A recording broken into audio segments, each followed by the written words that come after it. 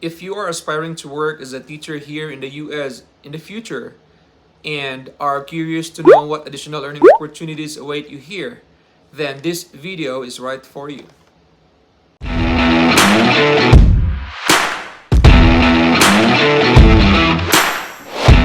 Hi guys, welcome back to my YouTube channel. It's me again, Teacher J, and before I get started, let me invite you to please subscribe to my YouTube channel so you will get updated with my future uploads. In this video, I'm going to share 5 ways to earn more while working as a teacher here in the US. And just a reminder that the pieces of information I will be sharing in this video are only based on my personal experiences. One way to earn more while working as a teacher here is through training. In our school district, if you attend a paid training, you will be paid $40 per hour or $240 daily, and that's before tax. Just a reminder that not all trainings here are paid. There are also some that aren't, especially for those ones that need to be completed or finished during your contract or duty hours. And most of the ones that are given or that need to be completed right after school or sometimes over the weekend, or some others are even during summer, those ones are paid trainings. And I would say that your potential maximum earnings for paid training here are regular, since we never know which time of the year or of the school year that we are given paid trainings to attend to. But looking back on my first 4 years here, there were really handful of paid trainings that were given each year. When we were hit by the pandemic here, we had multiple trainings that were done online or virtually. However, right now we have already started having some face-to-face trainings in our school district.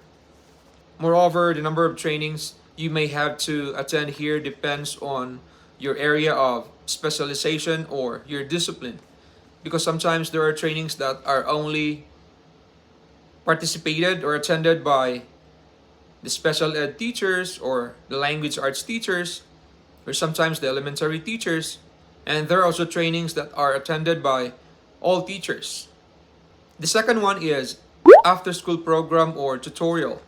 If you are part of the after-school program or tutorial in our school district, you will be paid $40 per hour. So just like with the paid trainings earlier. And our after-school program or tutorial here usually starts around September or October and ends towards the end of the school year. It runs 3 times a week, Tuesday, Wednesday, and Thursday, with 1 hour and 30 minutes right after school. For instance, if you are part of the after-school program or tutorial here in all 3 days a week, then your potential maximum earning per month is $720 before tax. And I would say that will be a good amount to have as an additional earning opportunity while working as a teacher here. In my experience here for after-school program or tutorial, I didn't have to be there, or I wasn't there for all 3 days a week, since there were multiple teachers who were also interested to be part of the program, and they were also considered by our school. And the reality is, if there are many teachers who are interested for the program and there are only few students who will participate, then the chance is you will not be there in all 3 days. And like in my experience in my first year, I was there for once a week. The third one is, if we have after-school program, we also have summer school program. For summer school program in our school district, it runs 3 weeks during summer, 4 times a week, Monday through Thursday, excluding Friday. And your potential earning for summer school program here in our school district is $2,400 US before tax. Okay? Like after school program, summer school program is not really for all teachers, because each school will consider how many students will participate in the summer school. Like there's a ratio that we're following, or the school is following. That is why most of the time there are only very few teachers who will run the summer school program each year. The fourth one is ancillary loads or functions. Examples of ancillary loads or functions here are athletic coaching. If you are an advisor, coordinator, or director of an approved school club, then that's another example of ancillary load or function too. And my experiences of ancillary loads and functions here are athletic coaching and school leadership team. For my athletic coaching, I have been coaching our school's basketball team for 3 years now. And in those 3 years, the stipend or the salary I got for coaching basketball was different. Like I started with, on my first year, it was 1,200. And then on my second year of coaching, it was 2,500. There was an increase. And then for this particular school year from 2.5, they increased it again to 4,000 US dollars. And of course, that's before tax. And for my school leadership team, I am getting an extra pay of 1,700 per year.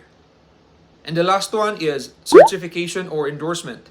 In our school district, I have known 2 certifications or endorsements that when you have them, they will give you an extra pay. One of the 2 that I have is TESOL endorsement. For my TESOL endorsement, I am getting an extra pay of 3,000 US dollars before tax per year. And then the other one is National Board Certification. And that's really amazing because based on the list of addenda in our school district this year, National Board Certification gets the highest addendum or additional pay for teachers. So if you have that certification, you will get an extra pay of 7,000 per year. I understand why it has the highest addendum since the process of getting it is highly rigorous in nature, and most of the teachers who already have that certification, it took them years to have it.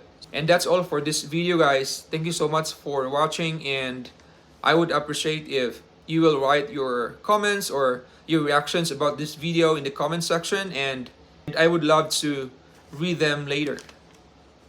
Bye guys, see you next time. To change your